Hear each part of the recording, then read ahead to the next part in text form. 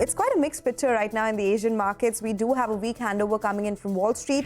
And on the downside, I mean, Wednesday's low, which is 22,224, should be defended. I mean, only if you get a break under it, below it, you'd basically say that the up move is under some threat. Of course, it's a favorable base which the life insurance companies were working on, but the numbers for the month of February have been pretty strong. Now, what Kotak is saying in its note is that the rally is driven by a top-down bullish assumption. First trades are coming up. So it's a slightly lower start on the sensex. We think the market will grow by at least 20%. And the Blue Star's goal is to grow by 25%. For the markets, it's in the red, but not by a whole lot. The Nifty is down close to about 50 points. The quantum of spectrum is about 10,000 megahertz or 10 gigahertz. So what we understand from our sources is that RBL Bank is actively scouting for fresh partners, within NBFCs to go ahead and extend co-branded credit card partnerships. On the 20th of March, we believe the commencement of operations under this joint venture will be announced. What's really standing out today is that, of course, while we are seeing cuts on the frontline index around 70 points lower, the big pressure is really coming in the small cap space.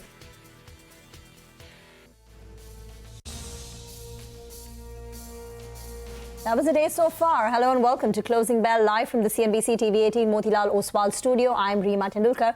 With me is Surbhi Upadhyay and Nigel D'Souza. Hello, start of the week, and it's been quite on the back foot. When we started trade, it didn't look so bad. It was a minor 20, 30, 50 point cut. But now it's looking a little uncomfortable. Well, that's right. And the Nifty Bank, right? That's been the sore point from the word go itself. We had a couple of brokerages that were cautious on two of the largest banks, whether it's HDFC Bank or SBI. So both of them were under pressure. And you have the Nifty Bank that all through the session hasn't been able to bounce from this 500, 550 cut. In fact, in the last few minutes, the Nifty went down all the way to sub 22,350 and we bounced a little bit from there.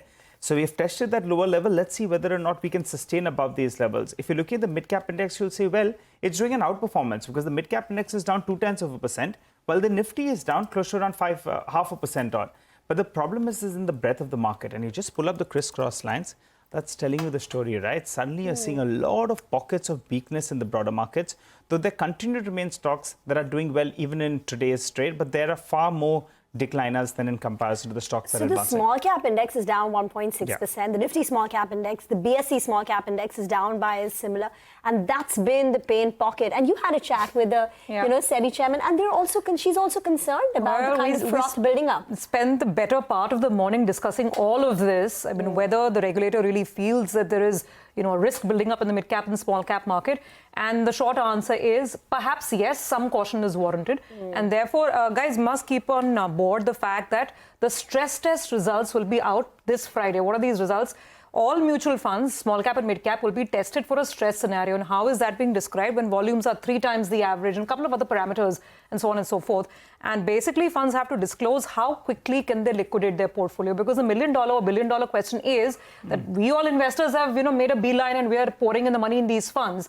But when there is redemption, big redemption, who will buy so we get our money? And that is the big sort of point of discussion and debate within the MF industry, within the regulatory framework. We'll have some answers. The first time the industry is doing it, so they're all saying, please bear with us. We'll see how, in what format it is all reported. It's a large exercise. And then this becomes a monthly sort of recurring phenomena. Every month you'll have the result of these stress tests, which will be released. So I think there's some nervousness around that. But also, by the way, there was a lot of discussion on the SME IPO space, and we'll talk about that. We'll play out the sound bites as well. But I think the broader markets have to deal with some of these issues and then the end of the year phenomena. So a little subdued over there. Okay, and today, as Nigel pointed out, the leadership sector, banks have come under severe pressure. The Nifty banking index is down 1.2%, and the Tata Group stocks, whether it's Tata Chemicals, which rallied 40% last week, today it's seeing rapid unwinding, or it's Tata Consumer, Tata Motors, Tata Power. Across the board, you are seeing some deep cuts in the Tata Group stocks. But let's find out how you should position yourself in the last hour of trade. Mitesh Thakkar is back with us now. Mitesh, the cuts are getting deeper now. It's a 120-point fall on the Nifty. Is this 22,350 from where we've taken a little bit of support, an important level for our markets on the way down? And what would the trade be? Good afternoon. So I think, there are some signs of profit booking, at least on the hourly and the globally chart. Daily charts are still okay. My sense is that I think, this will suggest that the uptrend will possibly take a breather. The breadth is indicating as such, and the Bank Nifty, I think, also is turning negative. So while 22,350 is an area where the hourly averages, moving averages come in, I think with some kind of a weakish bounce, I think we might eventually see lower levels and test about 220, which is the low which we made on 6th of March, which is last Wednesday. So overall, I think this is a market which is showing signs of profit booking rallying. I think exiting long positions, taking profits will be a good idea. On the stock side, I have one buy and one sell call. Nestle is on the buying side, which I would recommend buying with a stop at 25.85 for targets of 26.80. And NMDC is showing signs of weakness and profit booking. So here, sell with a stop at about levels of 235 for targets of 220. Okay, got that. Mitesh, thanks very much for giving us the details and some of the trades over there. Let's just look at the Nifty constituents once again. And the problem is the lack of leadership. So, of course, we've been telling you that banks are the weak spot. Not too many takers on the upside. By the way, the Nifty Bank is down about 500 points right now with little sign of recovery. A lot of the large cap tech stocks like Infosys, they're also not really helping matters. Neither are the big FMCG giants like Lever, etc. So there's not too much holding up the other side. You can see the contribution to the green side is a mere 6 points by TCS. And that's clearly not enough. So lack of leadership explains the kind of moves that we're seeing in banking. I think we'll get Vamakshi in the next couple of seconds because a couple of brokers have come out with comments that you have to take note of. Specifically what CLSA, for instance, is saying on an HDFC bank where they don't see a quick turnaround in terms of the margin profile. Vamakshi, good that we have you with us. Tell us more about this brokerage commentary, which is really causing this sulk in bank stocks today. Well, absolutely. Let me first start off with Bernstein. They have highlighted that it is now time to switch back to the private banks. They have said that in the last 3 years, public sector banks have outshone the private sector banks, and this is mainly on account of their superior earnings growth and a narrowing of the growth gap between public sector banks as well as private sector banks. But they believe that they see a less promising trajectory ahead for PSBs as they struggle with weaker deposit growth as well as lower liquidity buffers, and this in turn could result in weaker earnings growth going ahead as compared to their private peers. Other than that, they've also recommended switching back to private sector banks now, and in fact, they've downgraded SBI to market perform. However, they've raised the target price in this particular counter to 780 rupees per share. We also have a note coming in from CLSA, like you highlighted earlier. They have highlighted that there are twin challenges on deposits, which includes the high ask rate and a tough environment. Challenges on deposit accretion is also expected to manifest in lower loan growth for the company. Not just that, improving yields could be offset by muted CASA accretion, and this in turn could make the NIM recovery quite gradual. They believe that the NIM recovery could be U-shaped instead of a V-shaped recovery, and going ahead, they've actually trimmed their FY25 and 26 EPS estimates by almost around 5%. Overall, they've downgraded HDFC Bank to outperform from buy, and target price has been cut from 2,050 to 1,650 rupees per share. Thank you very much for that, Vamakshi. It's a downgrade, but they still have an outperform rating, and the target price at 1650 on HDFC Bank is much higher than the current level of 1425. But it's a rare downgrade that we've seen on HDFC Bank. Dipan Mehta is now with us from Elixir Equities. Dipan, you want to comment on HDFC Bank? We've asked you ad nauseum in the past, but now the CLSA downgrade. Yeah, good afternoon and thank you for having me on your show. Yeah, Rima, we've discussed on all the shows a great deal about HDFC Bank, and still I think the stock is just kind of going nowhere. It is a few days are good, few days are bad. But last 2-3 quarters the numbers have been disappointing, and there've been a lot of surprises.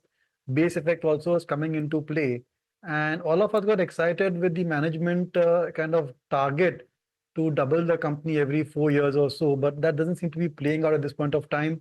But look, it's a great franchise, and they have a presence across the entire banking segment and many locations as well. Very strong brand, and once they have absorbed all the challenges coming out of merger of HDFC, I'm sure that the company will get to these growth rates which are equal to or better than the industry growth rates which have been flagging so far. So from that point of view, I think we remain positive on HDFC Bank. If you believe in the India story and the banking sector, then you cannot be negative on HDFC Bank, considering its competitive position. So I would say that if you're an investor, remain invested. But from a fresh investment perspective, I think I'd wait for a couple of good quarters to come through before making that assessment. Okay, Deepan, hi. Good afternoon. So that's as far as HDFC Bank is concerned. But, what about the other take? We just had Vamakshi tell us about Bernstein's sort of thought process that it's time to even perhaps move away from something like a State Bank of India and, get to private banks. The only thing is this whole big move in private banks, it simply hasn't started out. And market participants have been waiting for it for a while. Yes, so the thing about banks is that a lot of us own the banks. It's an over-owned sector in a way. And, likes of HDFC Bank, ICICI, Kotak have been such great value creators and wealth creators that they're there across all the fund portfolios and individual investors' portfolios. So making fresh purchases, especially when the performance of the stock is not that great and financial results also have been marginally below expectation, that doesn't really improve the sentiment in the stock. So I think you need to remain invested in the sector and in these stocks and let the earnings compound gradually. At some point of time, these stocks will become so attractive on a price to earnings multiple. For example, Kotak Mahindra Bank is trading perhaps at below 20 times trailing 12 months. And I haven't seen that in Kotak Bank since its listing. So a sweet spot will come in all these private sector banks where the valuations are really attractive as compared to the underlying long-term growth rates. And then I think, once we have positive FII flows, you will see these stocks starting to outperform. See, they're no longer multi-bagger stocks as they have been, but at least I think over the next 3 to 5 years, they should give returns which are in line with the sensex and the nifty. Okay, all right. Stay with us, Deepan. Let's shift our focus now on the recent PSU rally and the issues that Kotak Institutional Equities has with it. Harmaz joins us to run us through some of those details. Harmaz. It's the kind of it is a sector that has dominated almost every market conversation over the last 12 months, and every market participant who we speak to, old or new, fresher or a seasoned one, wants to know the answer to only one question: what to do with PSUs. Now, if you ask Kotak Institutional Equities this question, I don't think their answer would please you too much, because they are of the opinion that this rally in PSUs has been driven by a top-down bullish sentiment only, and there has been no significant change to their company fundamentals whatsoever. And they have highlighted certain concerns with this, that they have highlighted that there is bullish short-term profitability and volume assumptions, incorrect valuation methodologies, and unrealistic narratives which has driven these PSU stocks higher. Now, if you take a look at these PSU stocks over the last 12 months in FY24, you would see that there are 19 such PSU stocks that have gained over 200% or more, which means they have tripled. Now, when it comes to other stocks, there are 28 such stocks that have delivered returns between 100 to 200%. Now, extent of the rally is such that this has been, so the extent of no PSU stock has delivered negative returns in FY24. That is the kind of rally that we have seen. Now, when it comes to the Nifty in FY24, the Nifty is up 30%, but in comparison, the PSU index is up 100%. The BSE PSU index. Now take a look at the sectors on your screen there. The PSU metal stocks have comfortably outperformed the private sector metal stocks. Now, if you take a look at Hindalco and Tata Steel, they have gained between 30 to 50% over the in FY24. Now, in comparison, Nalco and SAIL have gained anywhere between 94%, 60% to 100%. That's the kind of move that we have seen. Now, when you take a look at Concor, Concor is the worst performing stock on the BSE PSU index, and that stock is also up 65%.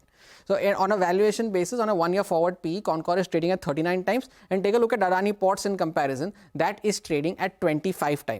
Now, Kotak in its note is also mentioning that there are certain stocks that are trading at almost inexplicable valuations. Take a look at FACT. That FACT has no float in the market whatsoever. 90% is owned by the government, 8.5% is owned by a trust belonging to the government, and that stock is trading at an FY24 EPS of 126 times. And Hindustan Copper is trading at 119 times. So you see the kind of valuation gap that is there between the PSU and private stocks. Now, what has happened is that it's not only FACT, but there are also other stocks that have had low float, but they have delivered stellar returns. There are stocks like MRPL, Mazgaon Dock, IRFC, and all of these stocks, and that have delivered stellar returns between 200 to 400%, but their float is very low. So these are the kind of stocks. But now in this rally, where domestic investors have looked to pile in at every possible opportunity, foreign investors, FPIs, have stayed away from this. And that is because Kotak believes that they do not see any significant change in the operations or the performance of these companies going forward. So what does Kotak say? They say that use these rally to exit your positions, and most of these non-financial names are trading at extremely high valuations despite a weak business model and a weak growth, a weak outlook as well. So not a very convincing note from Kotak, and the fundamentals are also weak, as they say, and they are also saying that there is a risk of existential irrelevance, as they have pointed out. Okay, all right, Hormaz, thanks a lot for that. Well, Deepan, I know your views on metals and cement, I think. At least the last time we spoke, you said, Nigel, I don't like them too much. But my question to you this time is, from the PSU basket, do you like anything? No, Nigel, I think, PSU basket also, I agree, they have got a bit overvalued. I think to an extent there's over-ownership over here, and a lot of froth and speculative positions, leverage positions are built up in PSU stocks. And I don't think that when you look at the numbers which have come through for a lot of these companies, you can justify these kind of valuations.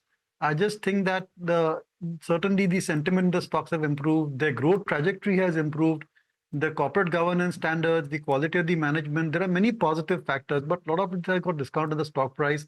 And I just want to buy PSU stocks at a steeper correction, especially the defense PSUs, which are sitting on massive order books, the shipbuilding companies.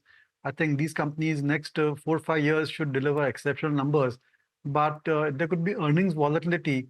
And for that reason, we want to buy these stocks at attractive valuations, because if there's a 2 or 3 quarters of stock price of the financial bonds suffering, then if you bought at a very high price, then certainly that tends to affect the sort of sentiment in the stock. So it's important to get the entry level right in a lot of the PSU stocks, purely because of the cyclicality of their earnings.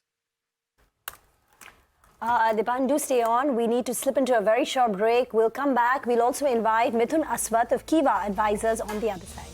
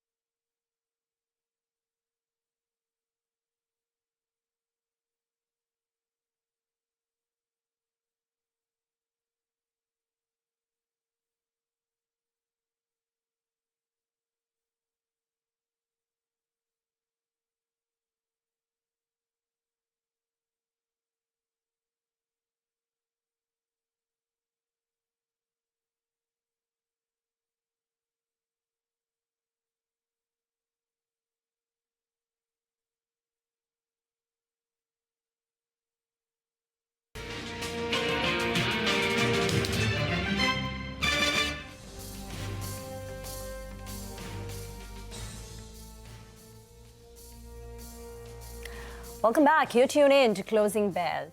Now, the Tata Group stocks are under pressure today. In fact, they were the big stars of last week. If you remember, Tata Chemicals had rallied close to about 40% over the last 6 trading sessions. That's last week. And the reason which was cited was a report from Spark Capital, which suggested that the value of Tata Chemicals holding in Tata Sons was responsible for 80% of Tata Chemicals' market cap, basically suggesting that the intrinsic business value of Tata Chemicals was very cheap. Now, Prashant had highlighted this on Friday, where he looked at the numbers post the rally. And guess what? Tata Chemicals' FY25 PE had moved up from around 12 times to about 18 times. So why was the market so focused on Tata Sons? Well, that was because Tata Sons was classified as an upper layer NBFC in September of 2022, which basically meant that it had to list within 3 years, which is by September of 2025. Now, from here on, it's about a year and a half away. So the street was excited with the prospect of Tata Sons listing. Now we learn from sources that the Tata Sons listing is not likely in the foreseeable future. It is considering multiple options in order to comply with RBI's upper tier NBFC norms, which could include reducing their debt, maybe hiving off Tata Capital. That could be one of the options. Tata Sons has not offered any comment when we reached out to them for a response to this story. But Tata Chemicals stock is clearly under severe pressure today, and it's down close to about 7 to 8% 9-10% now gone on Tata Chemicals, while Tata Consumer is down close to about 3%.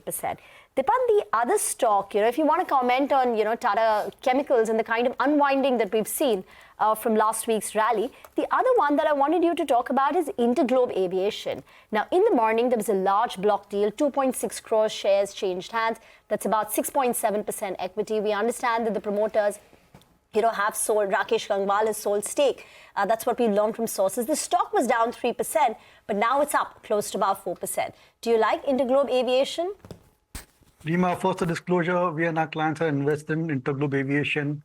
And even in this market, which has got very elevated valuations, we still feel that Interglobe is trading at reasonable PE multiples. And considering the opportunity, considering the position of the company, I think the next 2-3 years will be exceptionally good. They can compound their earnings by 15 to 25% thereabouts, provided oil prices remain in that $80 kind of a zone. And there is no further negative news flow as far as the Pratt & Whitney engines are concerned.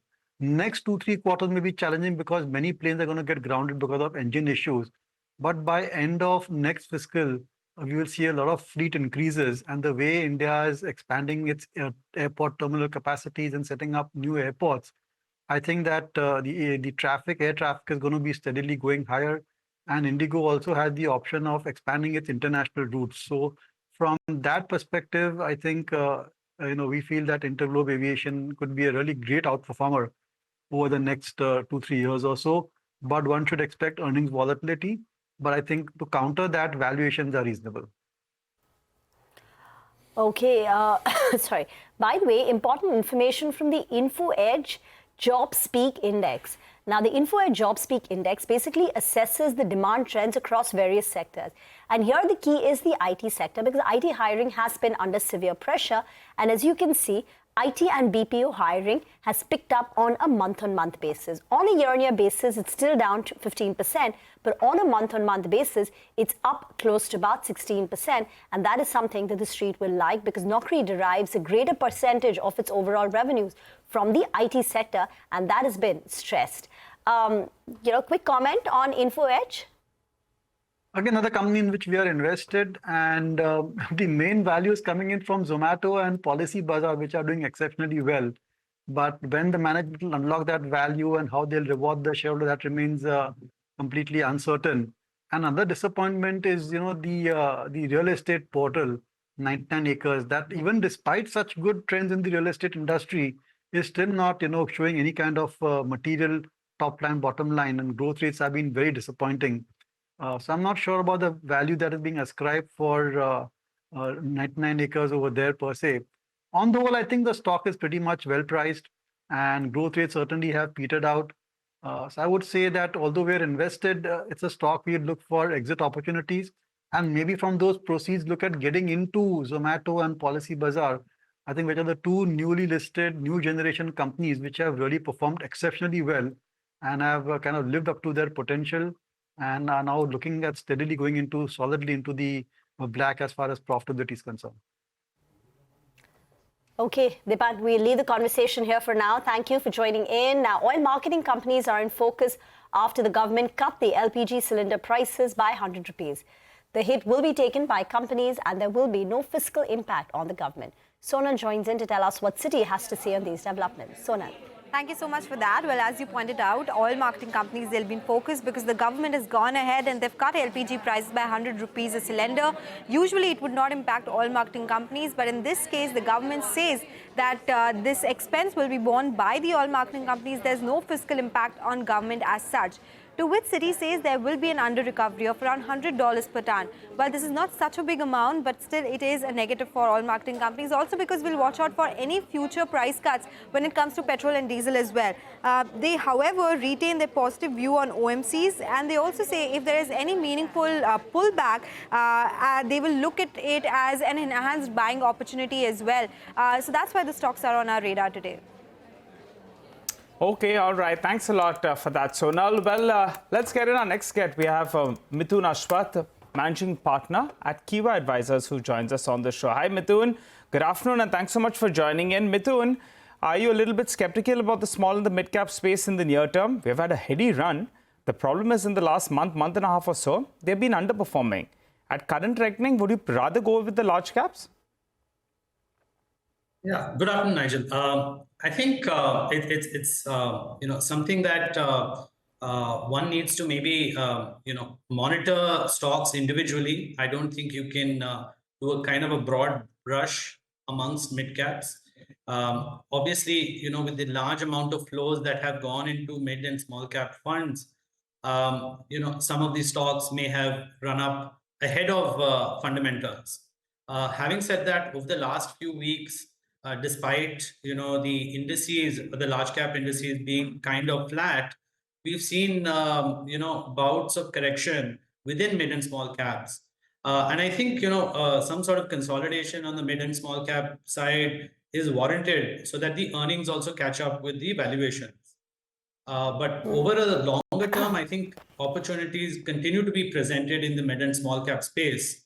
So I don't think one can avoid looking at them.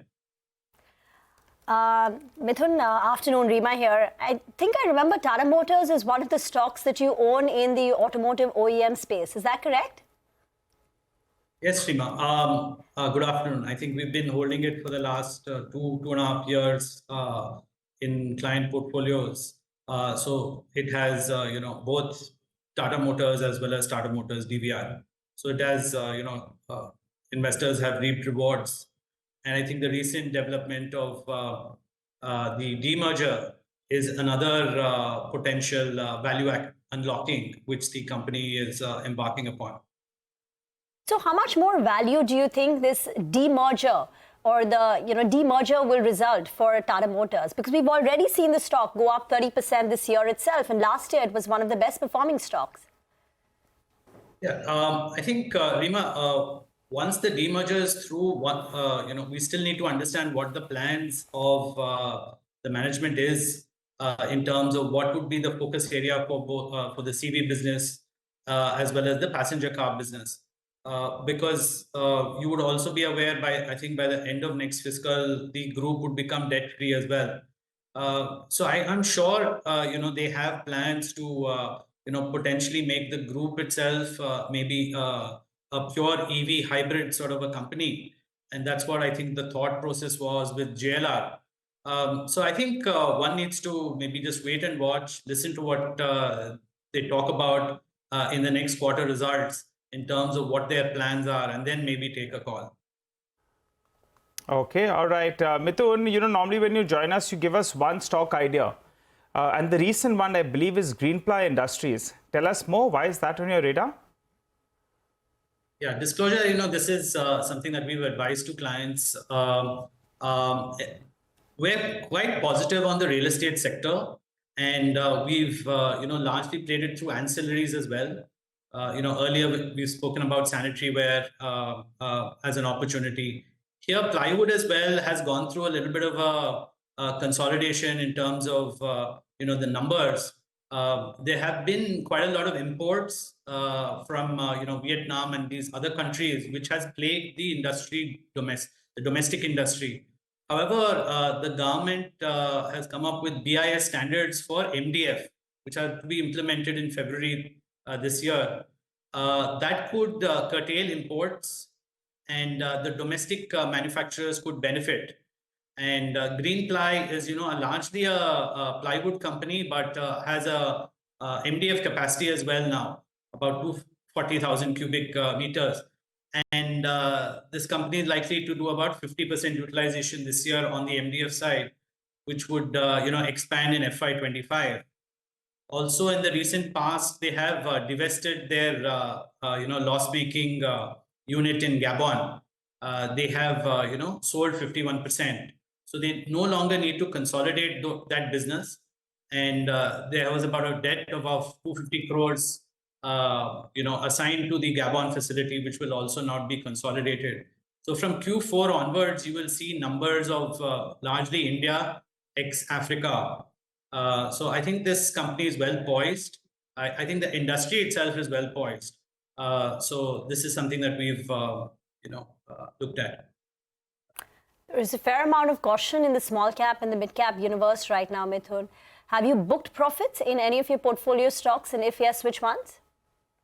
So I think, Rima, we do, take profits out of companies where, there's been a large move in the stocks ahead of time. So, for example, if we expect, 50% or 100% over 2-3 years, and if that happens in 3 to 6 months, obviously one needs to, take some chips off the table.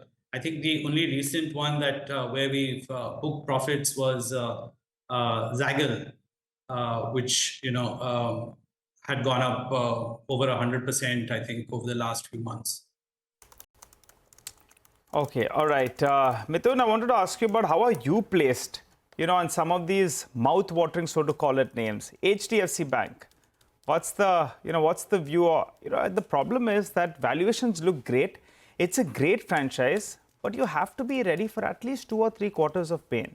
The problem is on the cost side, on the liability side. Cost of deposits are going up. They're getting scarce as well out there. And though they're adding branches, the good work or of this will come only in the next few quarters. So what do you do at current reckoning at around 1,430? Nigel, to be honest with you, we own both the quality private sector banks, HDFC and Kotak, and we've advised clients on that. Both these franchises are solid. Their earnings are growing anywhere in the region of 15 to 20%, and valuations now have really come off and are lower than even pre-COVID levels. So I think it's just time. It's going to test our patience.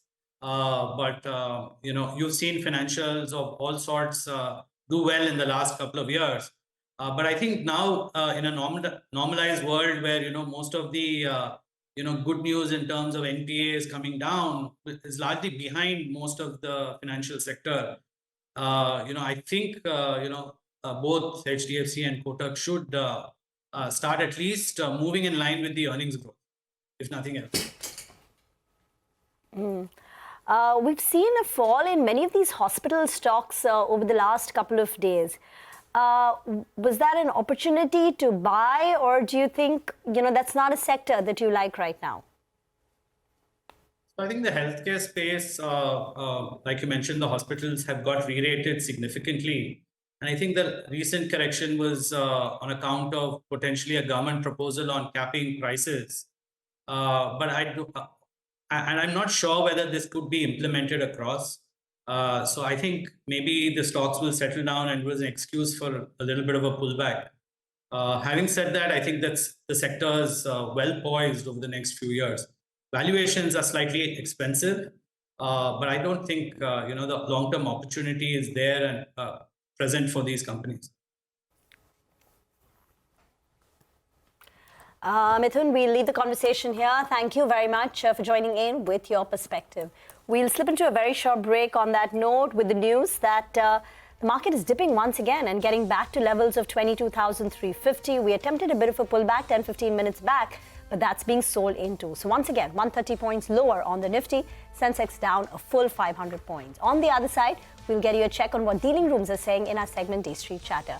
We also get you a few BTST calls from our technical experts.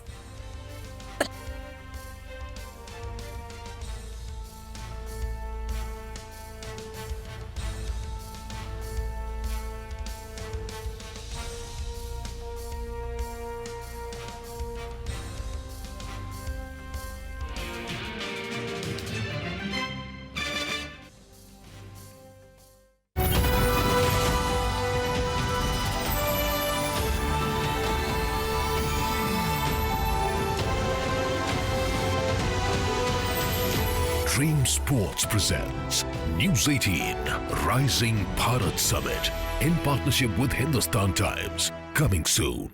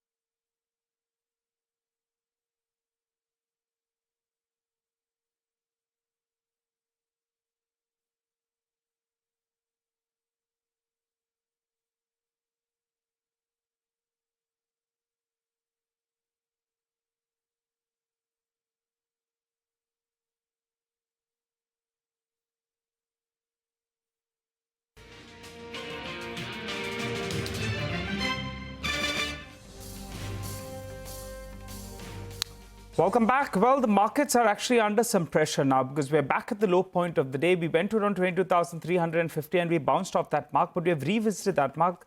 The good news is that the Nifty Bank actually has come off 100 points from the low point of the day. Now it's down around 480 points odd. So keep an eye out on that as well. But Nimesh joins us to tell us what is he picking up in terms of D Street chatter. Nimesh. Hi Nigel, well, the markets did recover from the day's low, but there is larger pressure in the broader markets. And I'll tell you a couple of reasons why, which is what I've picked up for specific reasons on why the broader markets are under pressure today. The one, of course, is that today is the last day for the peanut disclosure from the FPIs, and that's putting some pressure on the broader market stocks. That's one feedback that I picked up. The other are a couple of reasons. One, because of the March end phenomenon, typically till the 15th or the 20th of March, you might see some pressure on the broader markets because largely the book gets unwind for HNIs and retail investors. So that's also putting pressure on the broader market stocks. And the third being, there is a lot of regulatory action happening on individual names and individual entities, and that has got a lot of connect in the broader market stocks, and hence that's putting pressure as well on the mid cap and small cap stocks. So that essentially explains the reason why the broader markets are relatively under pressure and are underperforming in today's market. Well, the Nifty is down more than 125 points. Bank Nifty is down 400 points. But again, from a flow perspective, it's not like this is led by very large FI selling or the DI selling. So it's quite mixed is what I understand. There are equal number of buys and sell. But the larger offer seems to be more on the broader market stocks. That's overall feedback. So again, a day when markets are consolidating, it's largely the broader markets which are under tremendous pressure. What about stocks? Have you picked up, any interesting information on any of the stocks? Well, Rima, so in terms of individual names, the first stock on my list is ITC. That has come off from the day's high and a bit of pressure as well. And now the street is anticipating a large block deal very soon. Remember, the BAT wants to sell 4% stake in ITC, and that requires regulatory approval. If the approval comes in from the government, the block can happen very soon. So that's the reason why a bit of nervousness on that stock in trade today. The second name is Apollo Tyres. There were reports about some price cuts as well by the tire names, and there is additional pressure of some selling as well in names like Apollo Tyres, and hence that stock is marginally under pressure today. The third name is Birlasoft. Within the IT names, relatively outperformer today, but the stock has corrected as well from the recent highs. But looks like at these levels, some of the buying interest is back. So expect high delivery volumes, and some FI interest seems to be back in stocks like Birlasoft. And the last one is JTL Industries. I spoke about a lot of mid-cap names, aggressively under pressure today. JTL stands out. Big sell-flow is what I understand, and that's the reason why that stock is locked at 20% upper side. But it's not only JTL, but there are a lot of this mid-cap, small-cap names which are essentially under pressure on concerns of regulatory actions against some individual names, and hence JTL is also under pressure today. Yeah, got that, Nimesh, and that also was a point of discussion with the SEBI chief today. I mean, she didn't go into specifics of the JM case, but in general, the regulator seems to be far more active with a lot of technology at their disposal. Now it's algos picking up instances where there's a compliance breach, and therefore we're seeing more heightened regulatory action, perhaps. Thank you for that, Nimesh. Let's quickly now move on and get some more trades in before the day goes out. Mitesh is back with us. Mitesh, so anything new coming up on your screen? See, in fact, REC on the buy side, despite the fact that the market is weak, REC can be taken as a PTSD kind of a trade for the targets of around 492 and a stop at 480. While Reliance, which is a market heavyweight, has rallied, I think now it's showing signs of a pullback. So STVT there, keep a stop at about levels of 2946 and a target of 2900. Okay, all right, got that, Mitesh. Thank you very much for that. Now, speaking of regulatory issues and regulators getting very, very active, considering the instances that we've seen, had a chance to sit down with the SEBI chief, Ms. Madhvi Puri Buch, and the large part of that discussion centered around how to ensure that there is not too much risk building up in the system. So a couple of things. One is that the mutual fund industry is going to be making public the results of the stress tests that are going to happen for the first time. I mean, they always happen, but now this would be public information, so investors can ascertain whether they really want to go and pile up that money in mid and small cap funds or not. So there's some unease because of that. And what do these stress tests have to declare? They have to declare in how many days will the fund be able to liquidate 25% of its portfolio and then 50% of its portfolio. The idea is to see what happens when there are heavy redemptions and trading volumes are much higher than normal. Then how quickly can investors hope to get their money back, and if systems will function smoothly or not. So that's one part of it. The second aspect is the SME space, the SME board, where there's been frenetic IPO activity, where we're seeing listing gains of almost 100%, 200, 300% in some cases. And the SEBI chief acknowledges that they've received market feedback that there, in some instances, there is manipulation of the SME framework, and they're looking out for investigating and gathering more evidence. In the meantime, even the SME space will have to comply with higher disclosures. Many cases, disclosures the moment when someone is punching in that trade on the SME board. Of course, there is the ASM and the GSM mechanism, which are already at work in the SME space. So basically, the regulator keeping a hawk eye to make sure things don't get too overheated. Hear out the SEBI chairperson on these important aspects. There are pockets of froth.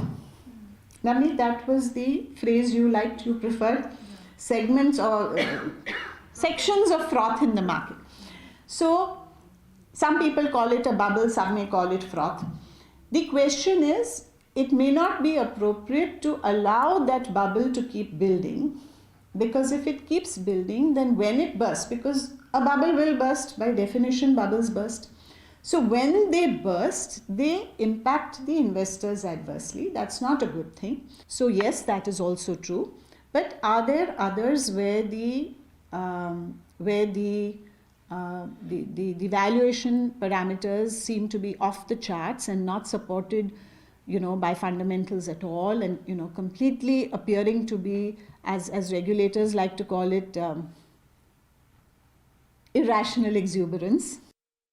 Feedback to us from the market is very consistent with what you are saying, that while the desire of the regulator was to be facilitated and to have a listing environment which is not as, I would say, as well regulated as the main board, because small and medium enterprises find it hard to comply with many of those requirements.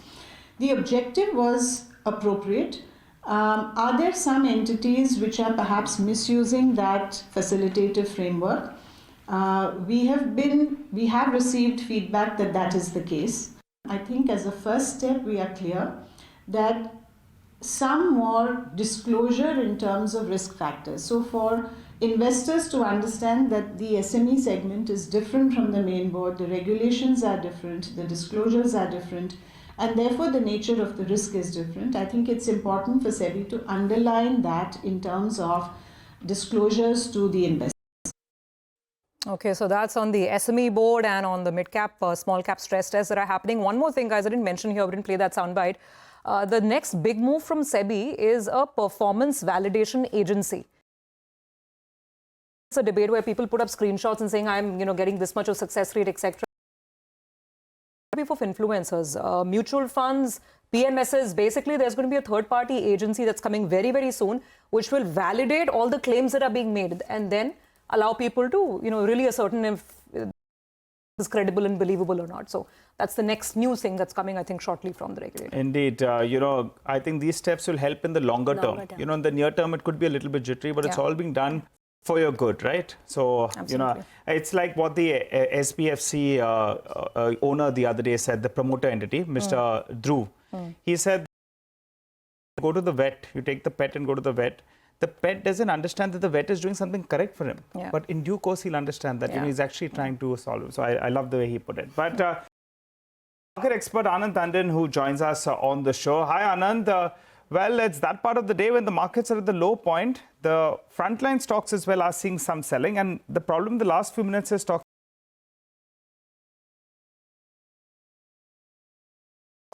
Are you looking to buy anything in this sort of a market? A lot of these mid and small caps ran up very, very fast.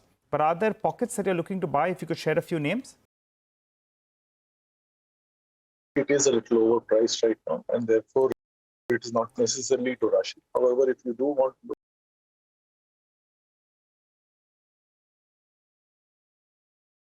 it should be a lot more defensive, and therefore sectors which have underperformed somewhat, and perhaps those which have a definite defense are the ones you need to be in. So at this stage, it would be the good old private sector.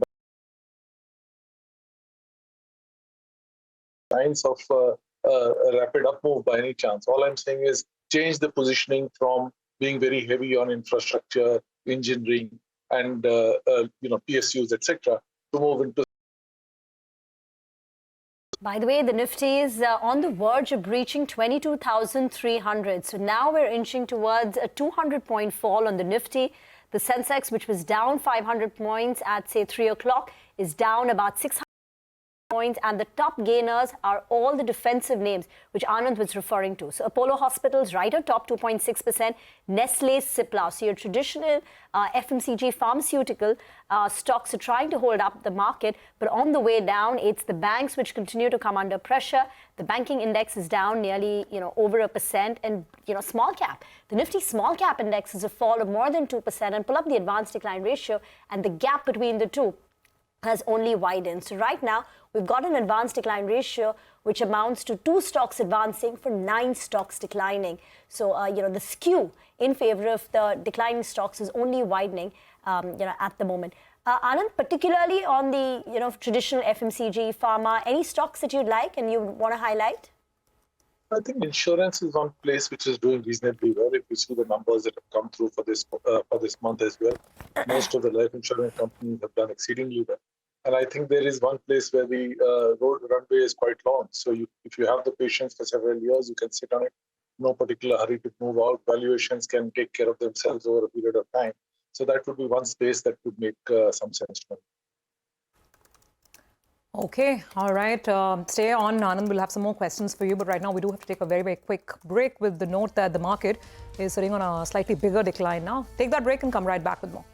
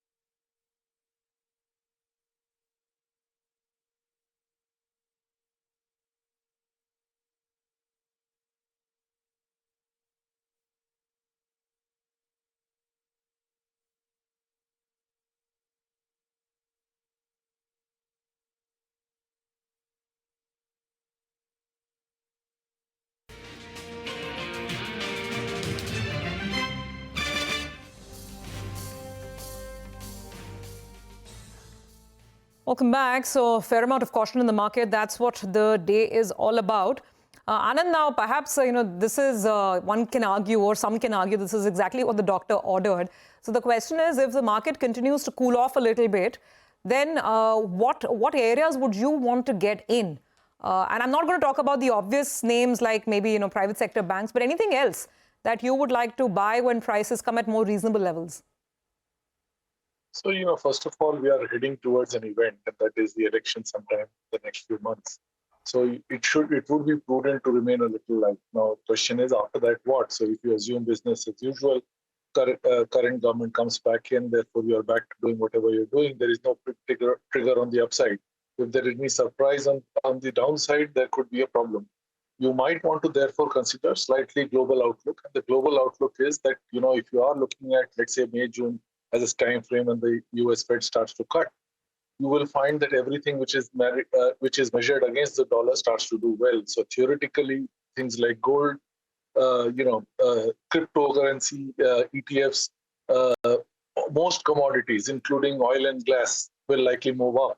And that is something that you could play in India as well. So I'm betting on the fact that you are going to be looking at higher oil prices sometime in the second half of the year, gas prices going up as well. And therefore, there are ways to play that. So that would be the non-obvious call. It's not that I'm expecting to see major upside in terms of commodities, but that said, as the dollar weakens, they will go up. Japan is a new surprise as well. If you are looking to go global, it has finally reached its high of 1989, and this time on much stronger fundamentals. Valuations are still relatively low. Domestic funds are still not putting in money within Japan, and you have a government and a stock exchange there, which is actually talking about educating companies on ROE, something which we miss in India. So, the companies there have been told they will be delisted by next year if they don't push their ROEs up. I think it's a perfect place to start diversifying globally, and Japan could be one place you could look at. Interesting. All right, Anand, final question before we let you go. One set of stocks that have done well today is hospital stocks. They got smacked a week or so ago, but now they're coming back. Tomorrow, personally, if you want the best medical treatment, you don't mind paying top dollar. But the regulator is saying, no, we want to cap it. So how do you approach these stocks? Some of them are doing very, very well even in today's trading session. Narayana Hrudayalaya, I think that's up and about. You have Apollo Hospitals that's bouncing back, though they took a sharp knock last week. So I think, finally it is a court decision, and that will have to be, some sense of commercial understanding has to come into it. Irrespective of what the court says, finally, business has to make some money and for people to expand. So I would ignore all those volatility because of court decisions. Even if it provides you a way for it to fall, I think it would be a good time. Now, are they cheap? Not really. But I think there is a consolidation that will continue to happen. Corporate hospitals are in, and they will continue to grow. So certainly one of the better places to be in, a lot more defensive. There is a corporate takeover opportunities that will happen as smaller hospitals merge into the larger ones. So the chains that are already existing and are well managed, I expect them to do quite well. Things like Aster, which are now focusing on India, Narayan that you already mentioned, specialty ones like Rainbow, etc., are all places that one can look at appropriate times. Okay. All right, Anand, we will leave it on that note for now. Thank you very much for joining in. We're just sort of minutes away from the closing bell going off. So good time to start recapping what has been a fairly weak day of trade and a weak start to the week, no other way of putting it. The Nifty is nursing losses of over 150 odd points. The index is still above its 20 DMA, 20 daily moving average. So that's not a problem. But yeah, some caution definitely coming in. The mid-cap index is down 0.5%. So technically, optically, it looks like it's fallen less than the Nifty. But all is not well with the mid-cap and small-cap market, particularly the small-cap market. Pull up the small-cap index, because that's the one that has seen the bulk of the damage, with about a 2% cut coming in, and it's showing up in the advanced decline picture as well. 450 stocks advancing and over 1,900 stocks on the declining side. Anyway, on the large cap screen, a lot of the Tata stocks were losing their momentum. Tata Consumer is down about 3% on the Nifty. Beyond the Nifty, a lot of the other Tata stocks, for instance, Tata Chemicals down about 11%, undoing a lot of that enthusiasm that we saw last week. Then you've seen the others, banks, largely speaking, SBI, IndusInd Bank, HDFC Bank, all of them down, Kotak. So all lined up on the red side of the screen. Not too much help coming in from IT for the market either. Infosys is down 1%. If you see Wipro is down 0.5%. TCS is barely up 0.4%. In fact, speaking of up, Nigel, I only saw some defensive, very clear defensive nature to the market today, right? You have some FMCG names like Nestle. You have the healthcare providers, whether it's Apollo or Cipla, Dr. Reddy. So market basically looking fairly cautious. Jio Financial Services in a world of its own. The stock is up close to around 6% in a wobbly market. For the year itself, that stock is flying away. And for the past 1 month, the stock is up 15%. So Jio Financial Services goes home with big gains. NLC India, there's currently an OFS that's underway for retail. The price that you have to bid for is much low, I think 212 approximately. But that stock is well up close to around 6% in today's trading session. And RVNL chipping out some gains with a gain of close to around 3% approximately. But we are done on a closing bell. But you stay with us. Markets Forward comes up next.